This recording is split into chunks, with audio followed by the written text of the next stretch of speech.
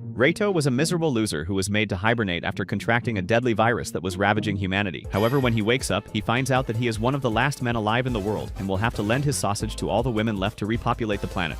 It all started one morning when Reito was guided by Mira to a special room where she embraced him in a sus way, while showing him a chamber filled with several grade S baddies who were wearing nothing but their natural bathing suits, and told him that these girls were gathered to have private yoga dances with him. Several years ago, Reito confessed his love for his friend Arata, and she replied that she already knew how he felt because they'd been very close with each other from elementary school all the way to college. However, Reito ruined the romantic mood by revealing that he'd be leaving college the following year due to the fact that he'd contracted a special disease called cellular sclerosis. Arata did a quick research with her high-tech floating computers, which revealed that a pharmaceutical company with an AI was working on the cure and assured him that he'd be fine eventually. Reito, however, revealed that the cure wouldn't be ready for 4 or 5 years, which meant that he'd have to go through a process called cold sleep until then. He then asked her if she planned on saying yes to a senior named Maeda, who asked her out recently, and she got a bit upset as she replied with a question of her own, asking the diseased virgin scum if he still likes her. Reito had the intention of asking her out when he eventually wakes up from cold sleep in 5 years, but his disjointed answer made her walk away angrily. Soon he arrived at the hospital, where the friendly doctor did a physical scan on him which confirmed that he'd be cured in 5 years and capable of continuing his research in the world of medicine. Outside the cold sleep room, Reito was saying farewell to his siblings before they got interrupted by Arata, who was fighting a receptionist for not letting her in. Ryu begged the receptionist to let her in, claiming that she was family as well. Arata said her goodbyes to Reito, and he handed her a necklace he got from Temu, while telling her to return it when he wakes up. Eventually, Reito got put in cold sleep, and the sight of Arata and Mahiru yelling at him from outside the chamber made him think about how he didn't want to be left behind by the rest of the world.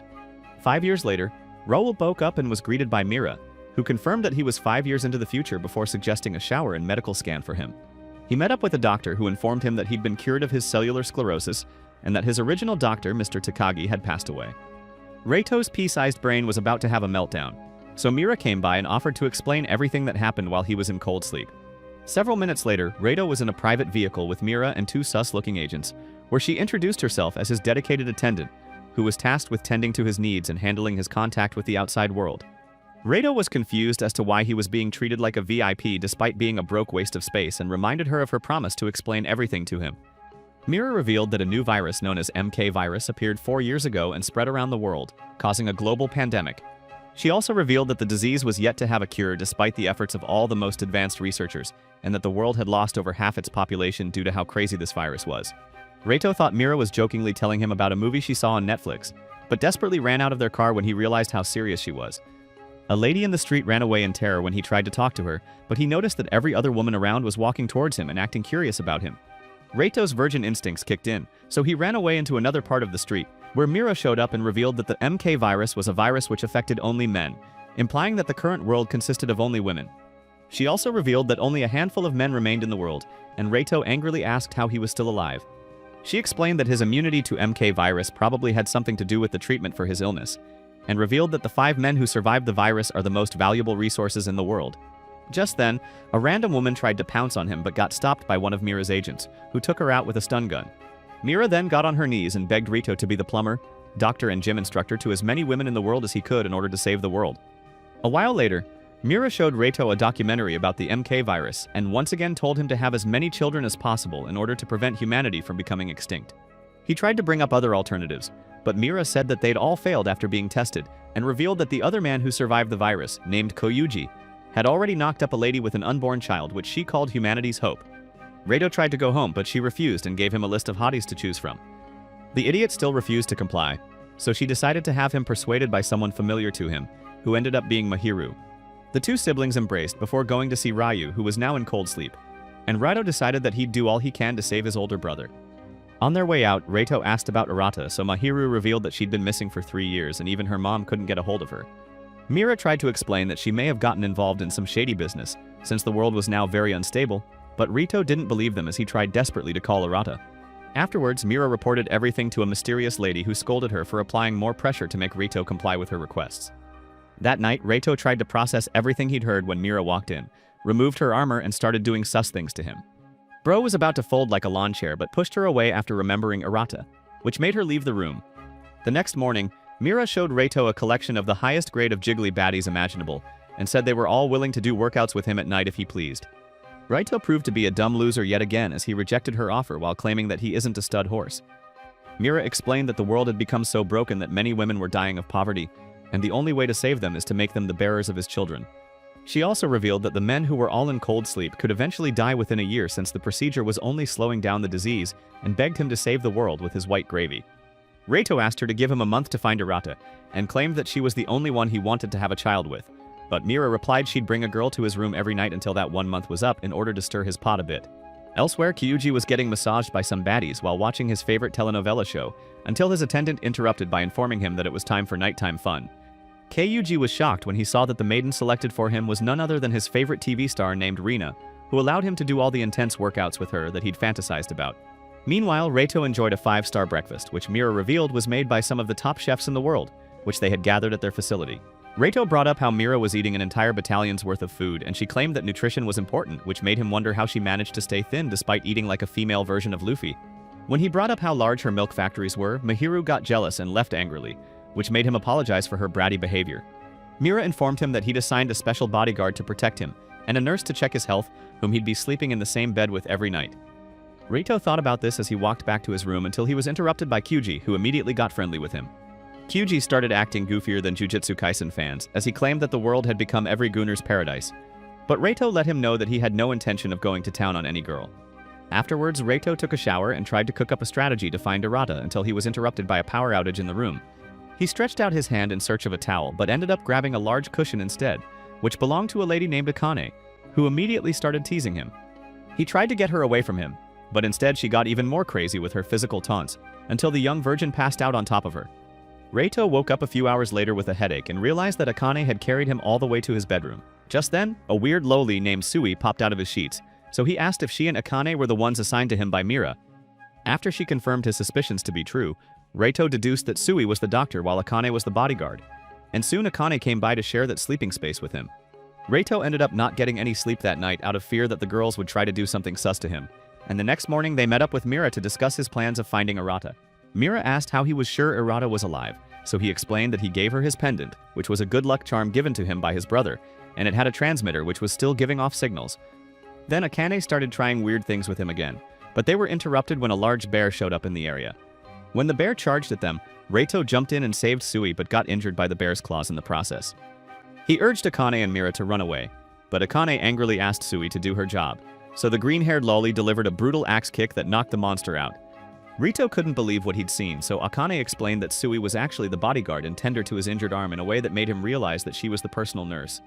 Afterwards, Mira yelled at the incompetent staff who couldn't keep the bear out and took Raito to Arata's former lab at the medical facility, which looked ravaged after a mysterious burglar stole all of her research a couple of years back. Raito asked what she was researching, so Mira revealed that she was looking into the MK virus and working on vaccines for the disease alongside other top-class medical researchers. He found a photo from their childhood on the floor, and remembered a time when a younger Arata found out her dog had an incurable disease, and swore that she'd become a doctor who would figure out a cure for all of the world's most brutal diseases. Even back then, Raito was the ultimate simp, so he told her he'd become a doctor as well because he wanted to help her find a cure for her dog. Back in real time, Raito asked how many men in the world were in cold sleep, to which she replied that there were several million all around the world. Raito knew that even if he tried to have fun with the women in the world, he'd only get to about 100 children a year, which would be a whole lot less than the output that would come out if all the sleeping men were back in the world. Bearing this in mind, he revealed his new goal to Mira, which was to develop a cure for MK virus, and she couldn't believe the look of determination on the virgin's face. Meanwhile, Mahiru was giving treats to a bunch of children in the area when a live news broadcast came on which featured Raito. She immediately ran out of the building to search for him out of concern. In the live feed, Raito explained his situation to the world, before urging the world to remain hopeful and promising to develop a cure for the MK virus. Several hours later, Mahiru was angry with her dumb brother for gaining the attention of the whole world, but he explained that because of his actions, he now had facilities as well as the permission to conduct his research. When she came close to him, she noticed a doll from Arata's childhood, which had a special high-tech watch inside of it. Raito immediately realized that it belonged to Arata, so he rushed into the bathroom with it, and noticed that it had a special recorded message which she'd left for him. In the message, she revealed that she was researching the virus and found out that it was man-made, which meant that the authorities in the world couldn't be trusted. Later that evening, Raito met up with Mira and asked her to take a walk with him. As they strolled down the street, he told her about how she was a lot similar to Arata, and she apologized for the whole incident with the bear. Raito asked if she was upset about the fact that she was stuck being the attendant of a doofus who didn't want to play around with women, and she replied that he was a very kind man. Elsewhere, a council of mysterious women talked about everything that's happened with Reito, and also about how Kyuji had already done nighttime stretches with almost 100 women, with 28 of them already being pregnant, thanks to the hard work of his attendant Naneko. They claimed that Reito and Mira were complete failures and decided to move forward with their plans by preparing to unfreeze a third man. Elsewhere, Kyuji was having the time of his life with multiple hot girls, while a mysterious girl named Karen was appointed by the council to be the attendant of the third man. 5 years ago, a young doofus named Shota was getting bullied and insulted by a bunch of students called the Takamatsu group for loving anime and idol girls. They tried to pressure him into playing with himself in front of them, but he refused, so they covered him in filth. Shota was forced to walk around school while looking and smelling like a homeless dog, and everyone, including his former friends, refused to talk to him. He felt like an idiot because the bullies only started targeting him after he tried to save another dweeb who was getting bullied, but the guy ended up being an ungrateful twerp who ignored him like the others. He played the piano and told his teacher named Yuzuki all about his troubles, so she said some words to comfort him before he noticed that he was feeling sick. When he went to the hospital, the doctor revealed that he was suffering from cellular sclerosis, and he was shocked to hear this. The next day, Yuzuki announced to the class that he'd be taking a leave from the school due to his illness, but the students couldn't care less as they walked away without giving him as much as a get well soon. Afterwards, Shota walked into one of his bullies doing some intense acrobatics with another student named Erika in the bushes, so they immediately started beating him down and raining insults on him. On his bed that night, Shota felt glad about the fact that he wouldn't see douchebags like them anymore, but eventually broke down in tears as he wondered why he had to be the one being put through hell. Just then, he got a call from his sister who brought up the fact that their parents were always too busy to look after them and asked him about his condition. The two of them had a wholesome conversation, and life seemed fun for Shirata again, until it was time for him to be put into the cold sleep chamber. He confirmed to the doctors that no one was coming to see him, and as he closed his eyes, he wished for the world to become a better place for him when he wakes up. 5 years later, Shota woke up from his slumber to the sight of Karen throwing confetti and congratulating him for surviving his illness. She introduced herself as his attendant and said it was time for him to relive his high school years with a whole lot of fun this time. She showed him his room and told him that it was large and spacious because it was originally designed for 2 people. He asked the UW, which was the company currently controlling the world, so she revealed that they were the ones who sent her to be his attendant. Shota figured out he was hot stuff, now that most of the men in the world were 6 feet under, but he asked her if he was really the only man left in the world. Karen said there were a handful of guys still alive, including his father, but when he asked about his sister, who originally lived in America with his mother, she said she couldn't confirm their status because the UW's contact with the outside world is limited. She informed him that he'd only be allowed to be at school and offered to take care of any needs he may have. The next day, they went to school, and Shota was lost in thought as he tried to process everything he'd heard about the world so far. He was glad that the scumbags who bullied him were no longer alive, but he noticed the girls around were acting weirdly friendly towards him. After class, Karen took him to see Yuzuki, who immediately embraced him and expressed her happiness over the fact that he survived his illness. Karen gave Yuzuki a weird signal while leaving the room, and following their plan, Yuzuki invited Shota to her dorm room that night. During the sports period, Shota was thinking about his encounter with Yuzuki when Karen showed up and started advertising all of the S-tier baddies in their school to him. They included the girl that sat in front of him in class named Shunka, a rich city girl named Natsu, a G-cupped volleyball expert named Tudu, and a loudmouth lolly named Shifuyu. She told him that she had his back once again and motivated him to get closer to every single one of them. That evening, Shota went into Yuzuki's dorm room, where he was immediately disarmed by the sight of his curvy sensei in her nighttime outfit. She started some small talk before turning the lights off and kissing him as a reward for beating his illness. It didn't take long for it to turn into a Game of Thrones scene, as she got on top of him and asked him to leave everything to her. Shota felt like he descended into the land of fairies as she went to town on him, and he eventually showed her his manly side by doing some power moves on her as well. She congratulated him as they finished the workout, and Karen, who listened from behind the door, was satisfied by this outcome. The next day in class, Shota couldn't stop thinking about the fun time he had with Yuzuki until he was distracted by Natsu, who started asking him about the kind of girls he liked. He showed her a performance by his favorite idol, and they started getting friendly until Chifuyu came by and talked about how she was an even bigger fan of idols. Shota went into the school gym where he saw Tudu showing off her elite volleyball skills and got accused of staring at her enormous melons by Chifuyu. Out of jealousy, Shunka challenged Tudu to a match, and she agreed when she saw that Shota was staring at them. Tudu blasted the ball with so much force that it ricocheted off of Chifuyu's hands and blasted Shota right in the face. A while later, Shota met up with Yuzuki, who tended to his injuries, and asked if he was happy about the previous night. He said he was glad that he did it with her, and she confessed that her heart couldn't stop aching for him ever since that night. She asked if he knew a trick that could cure her, so he immediately started playing with her cannons as intensely as he could. Elsewhere, an agent from the UW complimented Karen for efforts, and Karen stayed determined not to lose to the attendants of Kyuji and Reito. Ever since then, Shota and Yuzuki got obsessed with each other, and they'd do their playtime several times at school during the day. And at night, they'd have a romantic time in Shota's room. One morning, Yuzuki informed Shota that there wasn't any school that day, and invited him to spend the day with her. But all that was on his mind was how well-shaped her body was. He hugged her from behind as he wished that they could stay together forever, and she kissed him before suggesting they get back on the bed. Some days later, Karen dragged Shota to the pool area where she announced to the girls that he'd be participating in swimming that day. He was worried because his body was about as stiff as board, but Karen said he needed some exercise, and teased him for all of the late-night hooping he'd been doing with Yuzuki. She confessed that she was the one who set them up together by giving Yuzuki a bit of extra motivation, and he thanked her for giving him that assist. During acrobatics, Shota couldn't concentrate because he noticed all the girls were staring at him, and during swimming, he observed that Shoka and Tudu had a very close friendship with each other. Chifuyu was saying some corny lines she learned from anime about how she was the Hokage of swimming before getting humbled by Todo's enormous milk trucks when she walked by. Tudu apologized to Shota for the volleyball accident the other day and tried to make a request of him before Shunka interrupted by pulling off the top of her swimsuit. In response, Tudu playfully threw her into the deep part of the pool where she struggled to stay afloat. That evening, Yuzuki apologized to Shota via video call and claimed she couldn't come over that night because she had some work to do. Just then, Natsu showed up and claimed she'd be staying in his room, starting that night. Karen called and backed up that claim by informing him that the air conditioner in one of the rooms was faulty, which led to the decision for her to stay with him for a week. The next morning, Shota barely kept his cool when Natsu greeted him in the morning, and as he washed up, he wondered why he now had to spend every week with a girl from his class. After Shota dressed up for school, he asked Natsu to get changed because they were running late for school. She threw a curveball by asking him to help her change, and explaining that she normally had maids and girls around to help her do it in her mansion. He slowly helped her change into her uniform and struggled to keep it in his trousers until he noticed a scar on her lower back. During lunch period at school, he discussed the matter of the scar with Karen, who suddenly suggested he help her change during bath time. A while later, Shota filled Yuzuki in on the whole situation with Natsu, and then asked to come see her that night. She refused, so he asked if she was avoiding him over the fact that he was sharing a room with another girl. However, she said the reason she'd been keeping away from him was because it was her special time of the month, so he apologized for acting like a dummy. She advised him to get closer to all the girls at his school, but he refused, saying that he only needed her. Later that night, Shota struggled to get some sleep and wondered if Natsu liked him in a special way, but then she threw another curveball by confessing that she couldn't sleep unless she had someone else comforting her in the same bed. Being a supreme simp, Shota complied with her demands of laying beside her, and she told him about how the scar on her lower back was something she's had since she was little.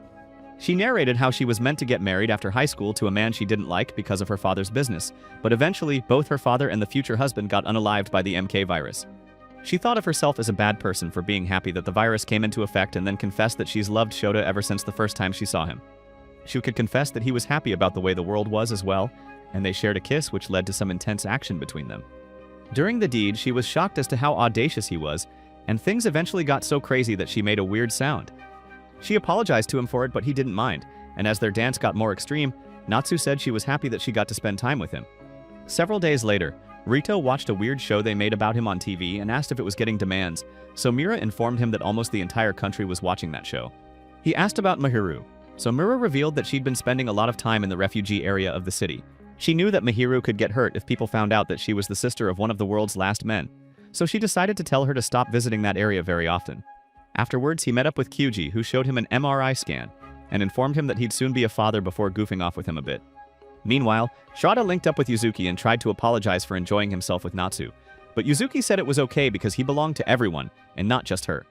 He asked what she meant, so she told him to ask Karen, as she ran off with tears in her eyes.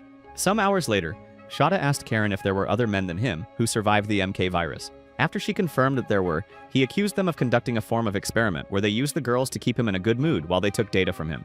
He tried to convince her to leave the girls out of it, but she cut him short by suggesting they head back to class. In class, Karen revealed that the school was created for him to have fun with as many girls as possible, and confirmed that none of the girls were being coerced because they all wanted to be with him. As proof, she told all the girls to reveal their plots for him, and they all did so without a moment's hesitation, so she advised him to pick his poison. Meanwhile, the shady folks at the UW discussed how things were going well with Shota, and made a decision to remove Mira from the position of being Reito's personal attendant. Several days later, Reito was in his lab getting frustrated by the multiple setbacks he was facing in his quest to find a cure for MK virus, when he ran into a loosely dressed lady named Maria, who freaked out upon realizing that he was a man. A few hours later, he was signing autographs for a few of his female fans, when a strange lady named Ria appeared and accused him of being a weirdo. He struggled to process her hateful statements before getting a call from Mira, who informed him that she was no longer his attendant. Reito barged into her office, demanding to know why she was dismissed, but he met two UW agents who introduced Maria and Rhea as his new attendants. He asked what was going on, so the two agents explained that he was given two attendants because he'd become famous around the world. They then revealed that Maria was a researcher who would assist him in his research, and Rhea was a citizens relations officer whose job was to interact with people on behalf of the UW. After Mira left, Rado whined about how he didn't want her to go, so they informed him that she could only stick around as a possible nighttime dance partner but not a personal attendant. When they left, Rhea said it was his fault that Mira lost her job because he failed to have a good time with any woman. She also informed him that she'd restrict some of his freedoms if he continued to avoid his manly responsibilities, and he argued that it wasn't fair. A few minutes later, Rhea met up with Mira and tried to badmouth Reito by calling him a worthless piece of junk who only saw women as tools, but Mira strongly disagreed with her before leaving. Reito was in a moving bus with his squad, and Maria said they were headed to a hot spring in a city named Kimon City to meet up with an important MK virus researcher in the area. Reito got so excited by this information that he kept out of his seat, causing some drinks to spill on Maria. He apologized to her from outside of the ladies' room as she changed, and she confessed that she always acted scared around him because she wasn't used to men. He brought up the fact that she studied virology and asked her how she thought the virus came to be. In response, she started talking about theories regarding the origin of viruses and implied that this virus could have existed eons ago and only manifested in the current era. Rito noticed that she'd suddenly become very talkative, and he asked about the possibility of the virus being man-made, which got her so curious that she came out with incomplete armor. He was startled by her appearance and sudden character change, but she revealed that Kimon City is the place where the first victim of the virus was discovered. Eventually, they got to the resort where Reito was enjoying an open-air bath experience until the girls walked into the pool. He tried to do the decent thing by walking away, but Akane pulled him back and asked to wash his back. He refused her offer, so she asked him to wash their backs instead. One by one, Reito washed the backs of all the girls until it got to Akane, who said he needed to do it with his bare hands since her skin was super sensitive, and Reito eventually ran off when things got too heated for him. The next day, they met up with the wife of the first MK virus victim named Taniguchi and asked what her husband was doing when he contracted the virus. However, the old hag angrily refused to answer them because of how brutal his autopsy looked, and she claimed that she hated doctors. Reito asked what he had to do to earn her trust, but she had no interest in helping them, so she told them to scram. On their way out, Maria informed Reito that the MK virus appears in multiple spots around the world at once, and told him several theories about how it was believed to have originated.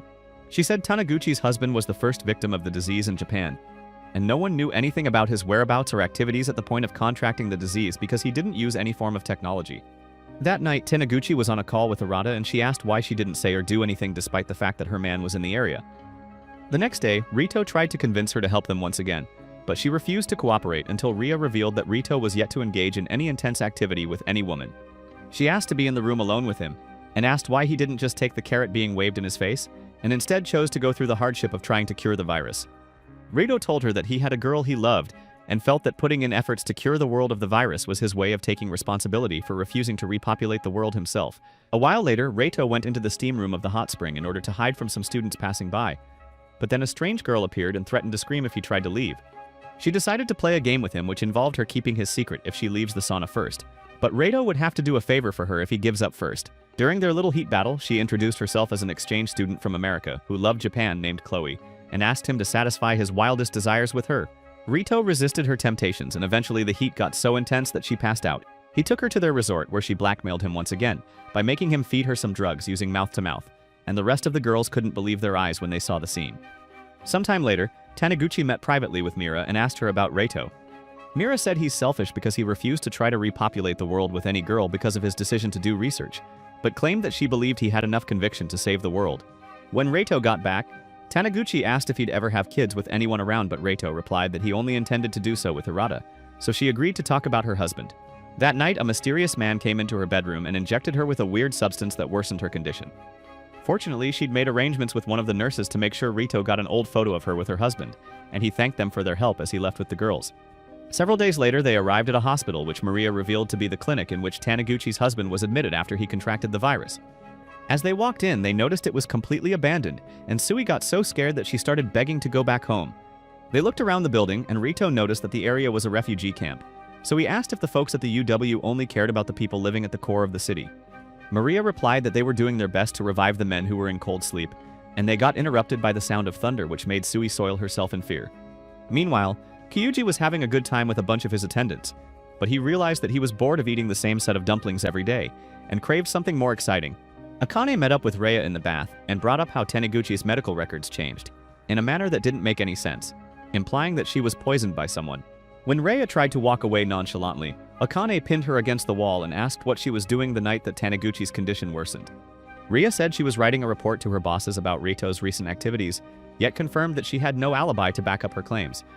Akane decided to let things go, but Rhea stopped her from walking away by bringing up someone named Dr. Kihara, whom she was very concerned about. The next day, Rhea returned Taniguchi's photo to Reito on their way home, and he stared at it while wondering why she wanted him to have that dusty old couple's photo. Just then, Reito got a ring on his phone, but before he could tend to it, Maria stole his attention by bringing up how a school in the area named Kimon City West was where her super smart little sister was enrolled in. Meanwhile, Kyuji drove around the city with Naneko, and he was excited about the fact that he got to choose a girl from outside. He ordered them to stop the car when he noticed Mahiru walking by the roadside and said he wanted to do some intense workouts with her because he loved her smile. Elsewhere, Reito brought Taniguchi's image close to the special watch he got from Arata's doll, causing an image to pop up. Rito noticed that the image contained loads of sensitive information about the MK virus, so he wondered how the old hag managed to get her hands on it. He realized that she was hiding that information from the UW, and became even more determined to create a cure using the information he got from her. When he rejoined the squad, he was worried because he didn't know who he could trust anymore. Later that night, Rata saved her bedroom buddy from a weird lady that was on top of her and recruited her for a secret task. The next day, Reito walked through the halls with Maria and thought about how he couldn't recreate all of the data he received from Taniguchi on account of them being damaged, so he decided to seek the help of other researchers. He asked Maria why the research on the MK virus was going slowly, and she replied that although she intended to research it more, she was only given permission to research a little. She revealed that the only ones who had access to the bulk of the information on the MK virus in the world were the major researchers at the UW headquarters in America. When she brought up how Japanese researchers were let go of, he asked if they could be brought back, and she replied that her boss had denied all her requests to do so. They were interrupted by Naneko, who asked to meet with Reito elsewhere. When they told Mahiru about the fact that Kyuji was interested in her, she loudly rejected the offer, and Rhea said it wouldn't be legal if both sides didn't consent to the arrangement. Naneko, however, brought up how stubborn Kyupi was, and begged Reito to be the one to inform him about Mahiru's rejection. Rito heeded her request, but Kyuji still begged to see Mahiru, so Rito agreed to let them have a date. Sometime later, Naneko and Rhea informed some agents from the UW about Mahiru, and they talked about how people were beginning to fight against the authority of the UW in several countries. They argued over the matter for some minutes until Rhea offered up a solution to their troubles, which was to use Reito to distribute rations in order to calm the people down. They agreed to the idea but told her to ensure that security was tight. Elsewhere, Reito was joined in the shower by Maria and Akane, who warned him that he could get into serious trouble if he continued to look for information about the MK virus from sources other than their lab. She brought up how all of the most promising virologists had been vanishing one after the other, and Reito realized that it was the cause of Arata's disappearance as well. Maria revealed that the leader of Japan's branch of the UW named Kihara was her mother who divorced her father when she was little. Rhea showed up and interrupted them, so Akane played it like they were teaching Riso some secret stretching techniques in order to fool her. When Rhea left, Akane brought up the fact that Reito agreed to visit the refugee areas and distribute rations to make people happy, which she thought was a great idea. Several hours later, Reito, Akane, Maria, and Sui met up in a hideout they prepared in the refugee area, where Maria noticed she could access external networks blocked off inside the UW. As Reito distributed the rations, a sniper prepared to take him out before Rhea's girl pulled off an Uno reverse and took her out instead. She informed Rhea that she couldn't get an ID off of the assassin, but she had other agents on standby to take out any others that may pop up. When she asked if Rhea liked Reito, Rhea replied that he wasn't fond of him but knew that his death would bring sadness to Mira, which meant she had to protect him. Days later, Reito met up with Maria at their hideout, where she informed him that they were using an underground UW network to gain their information. He complimented her hacking skills, which she said she learnt from a genius friend of hers, who was now living in America. Reito asked if they could contact her to get some research data, but Maria said it wasn't possible because their network was even more locked off than Japan's. Soon Maria found out that her genius friend named Hatsumi was hospitalized in Japan, alongside other researchers who were meant to be in America. When they brought up that Taniguchi's husband was also sent to that hospital, Reito realized that the hospital was the place where the MK virus was first developed. Meanwhile, Shado woke up one night and couldn't get the words of Karen about how the school was made to be his personal playground out of his head. Natsu tried to make some moves on him, but he resisted and went outside for a walk where he met Karen. She informed him that he wasn't allowed to leave school grounds, so he asked if he was forced to live in that area forever. She started joking about how he was more precious than every Bitcoin in the world, and ultimately said he'd be free to leave when he graduates as she led him back inside. As parting words, she advised him to have fun with Natsu, and said that he'd be getting a new roommate soon. The next day in school, the ladies were asked to draw lots from a box to determine who would be Shota's next roommate, and both Chifuyu and Shunka picked the wrong ones. Shuka couldn't believe the fact that someone as worthless as himself was being treated as a prize for baddies, and before he knew it, a gorgeous girl picked up the winning lot. A while later, he was using the bathroom when the winning girl named Rika stormed in and demanded some personal playtime with him. He suddenly got a flashback which made him realize that the lady was very similar to his former bully, Erica, so he ran away from her. He went into a private room in school which he used to hide in during his previous days of being a punching bag, and he was shocked to see Shunka in the room. She asked about the scars which she saw on his body during their swimming exercise, so he told her all about how he used to be a footstool for scumbags in school, and even got abandoned by his friends. He started tearing up just remembering it, but got stunned when Shunka showed him some of her own bruises and confessed that she used to get bullied as well in middle school. She said that although she'd made friends in their school, she still found that room as a form of fortress of solitude where she could chill and forget the bad stuff. They realized they were very similar, so they eventually showed each other all of their bruises and things eventually got as intense as every dark web classic on the hub. Afterwards, Shirata took her to his room and Rika was angered by the fact that he brought another woman into the room, so she started nagging. She said it was her turn to have him for the week, but Shunka argued that it was Shota's choice, so Raka started playing the victim card. She figured out that the two of them had already messed around together, so she took off her plot armors which started a catfight between her and Shunka over who gets to play with Shota. Later that evening, Shota realized how much he missed Yuzuki, but she still didn't pick up his calls, so he assumed that she was avoiding him because of the fact that he was toying with other girls.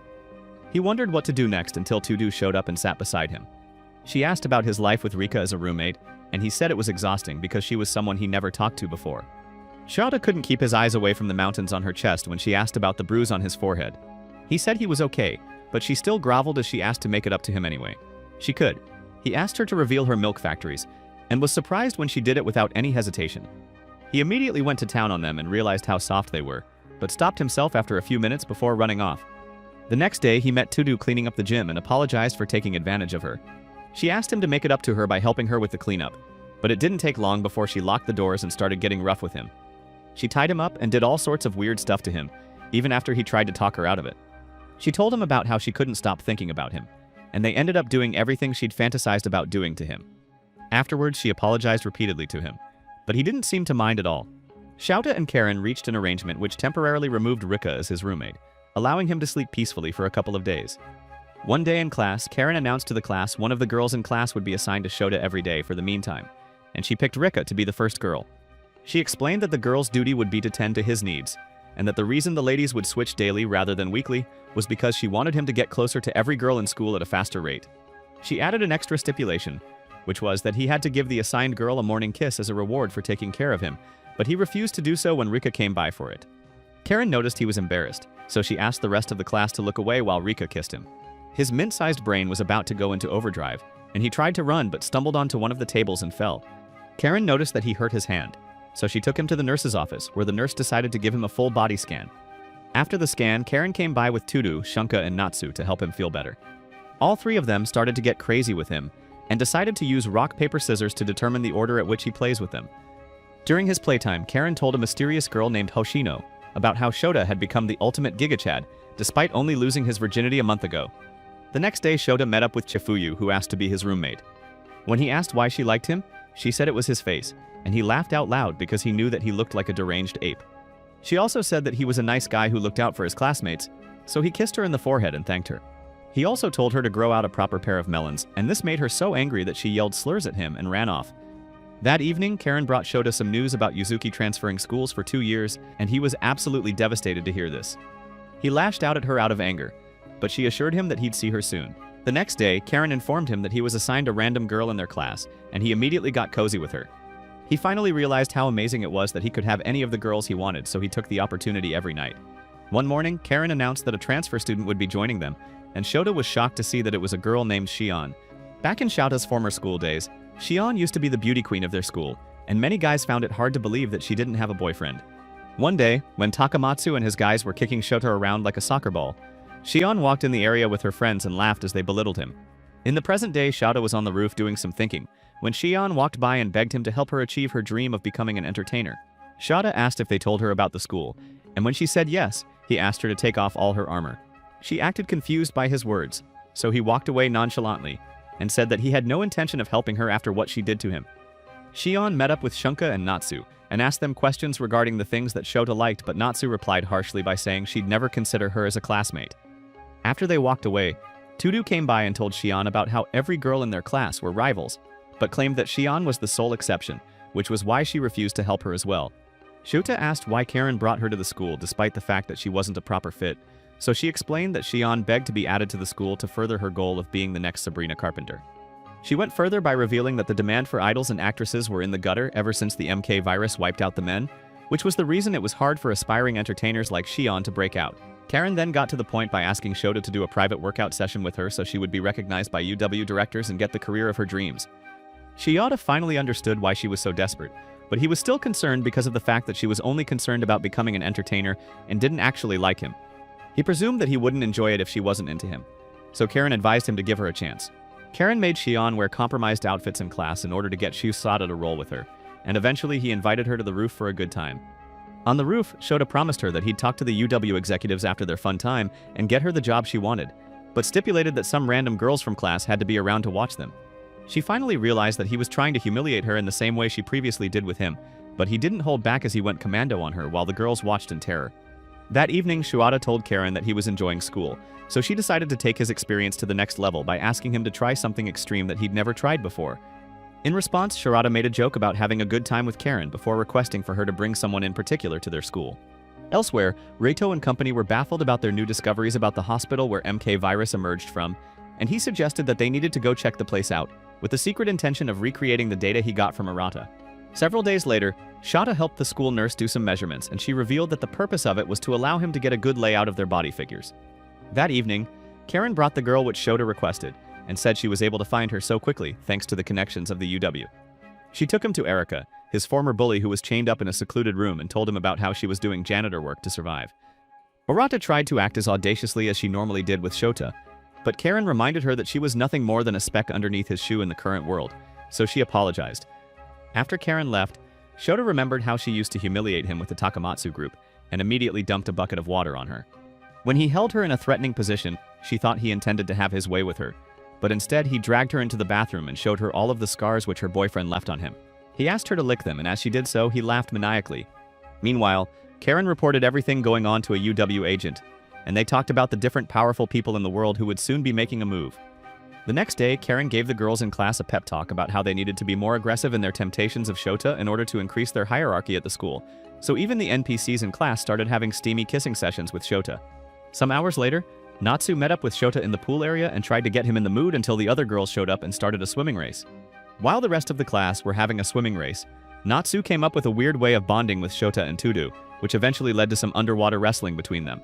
Later that evening, Shota enjoyed the comfort of several more girls and thought about how he wanted this dream life he was living to last forever. The next day, he chose an innocent-looking lolly in his class to have fun with that evening, and the girl was shocked to see Erika chained up on the floor of his bedroom. To add salt to injury, Shota made fun of Erika and her former boyfriend until she eventually crashed out and told him to get over it since it was 5 years ago. Shota angrily told her that it didn't feel that long at all to him, and proceeded to have a fun time with the innocent loli, while Arata watched. Later that night, Shota woke up to see Arata begging for drugs, but he gave it to her in the most embarrassing way possible before going back to sleep. Several days later, an official from the United States was on a plane to Japan discussing her agency's plans to bring Reito to the US with Chloe, who was her superior, and Chloe advised her to stay sharp. The UW officials in Japan discussed them in their office, and they identified the agent as Mansfield from the Peacekeeping Activities Bureau, which was an organization that monitors potential threats to the UW's leadership. Elsewhere, Shota met up with the girl he was assigned on a certain day and was stunned after he invited her to his room, and she replied that it was her special time of the month. Later that evening, the girl from Shota's class was on a call with Arata, who informed her that the World HQ messenger was on the way, which meant that their plan would soon be put into effect. The next day, Shota played around Natsu, Tudo, and Shunka in the girls' dorm bath, and their fun eventually got so intense that they were all making weird noises. Afterwards, Rika showed up and demanded to have her own bit of sweet time with Shota, so he showed her all the intense martial arts moves in his arsenal, which made her express her pleasure loudly as well. Shota eventually became the ultimate Giga Chad, as he had a good time with any girl he wanted in every part of the school, including the library, nurse's office, and even in class. At the same time, Reito and his squad visited the abandoned hospital from their research, where Reito worried that they might be getting watched by the UW authorities, but Akane shrugged it off as she claimed that they needed to explore that hospital to discover some important secrets. She disarmed him by asking how he felt about Mira, and he replied that he thought she was a wonderful person, which made her tease him for being a virgin. After goofing off a bit, the gang moved deeper into the hospital, and discovered an air duct that was big enough to accommodate a human body. Meanwhile, the US agent met up with Dr. Kihara and informed her that she wasn't Mansfield, but rather Mansfield's aide. She claimed that the real Mansfield was in a very important place, and Kihara immediately realized where she meant. At the same time, Reito and his gang crawled through the air ducts, but they were so overweight and disorderly that they ended up falling out of it and into a stack of boxes. There they met the technical director of the UW, and Maria asked about her friends as well as the other researchers. The director replied that they wouldn't leave the facility alive now that they'd seen it, but before her associates could blast their head off, they were shot down by some special soldiers. Chloe then walked into the area and introduced herself as Chloe Mansfield, who was in charge of the Department of Peacekeeping Operations at the UW, and revealed that she was pretending to be an exchange student in order to investigate Rito and the 5 directors of the UW in Japan. When the building started rumbling, Chloe informed them that the building was rigged with a powerful explosive, which meant that they needed to escape quickly. They all ran as fast as they could into a private helicopter, which Chloe prepared for them as the building blew up, and Reito felt dissatisfied by the fact that they couldn't find out anything from their visit. Meanwhile, the girls in Shouta's class were all arguing over who would have the privilege of being his girl for the day, so he came up with an idea that would satisfy them all. So he lined all 5 of them up and did all forms of advanced techniques on them, while thinking about how he intended to enjoy every bit of this world, which he saw as his own personal paradise. He spent the next couple of days doing extreme stuff with multiple girls at once, until a certain night when Karen caught Shion trying to escape the school and head back to Tokyo. She yelled at Karen about how there was no need to create such an obscene place since there were other ways of making children. But they were interrupted by the sound of the explosion at the hospital. On the helicopter, Chloe asked Reito if he was the only survivor, and he wondered if she really didn't know about Kyuji and the rest, while she brought up other mysterious things she'd noticed in Japan. Kihara told the rest of the UW board in Japan about how the technical director was conducting some shady research, but Chloe's aide named Hope accused her of being involved in it. Hope asked Kihara if there were other MK virus survivors other than Reito, so she decided to place her under arrest. Unfortunately, Hope pulled an Uno reverse card, as the agents Kihara sent to arrest them now turned their guns at her. The agents claimed that they'd been informed by another board member named Shutout about all of the Sue's stuff that Kihara had been up to, and Hope officially placed Kihara and the 2 other board members she was working with under arrest for a bunch of accusations, including manufacturing the MK virus, ignoring orders from the top, and illegally exploiting Japanese people. Back in the helicopter, Chloe informed Rito that the Japanese directors had been lying to him the whole time about helping him find a cure, which made him realize that Arata got endangered by studying the MK virus. She then brought up the fact that the decrease in population has caused an overall drop in the economy of the country, and said that Kihara caused an increase in terrorist acts around the world when she publicly introduced Raito. She told them the biggest shocker of them all, which was that Arata was now working with a terrorist group that opposed the UW's rule, and he couldn't help but remember how much of a sweet girl she used to be. At the same time, Shirata came back into his room and noticed that Arata had a cute face when she slept, so he wrapped her up in a blanket before they were distracted by an explosion at the school. Reito and the gang who watched from the helicopter got scared, and Chloe added to their worries by informing them that one of the surviving men had been captured by terrorists. Shata woke up in a hospital bed after dreaming about Yuzuki, and Karen informed him that he was in a hospital in Kimon City. The nurses left after confirming he was okay, and Karen apologized for all the trouble he was going through. Shota said it was no problem and asked her to tell him what happened at the school. She revealed that terrorists tried to snatch him, and when he acted surprised, she explained that there were people who weren't happy that the UW was in charge of the works because of how unevenly they distributed resources to the people. They were interrupted when Shota's harem burst through the door and hugged him out of concern for him.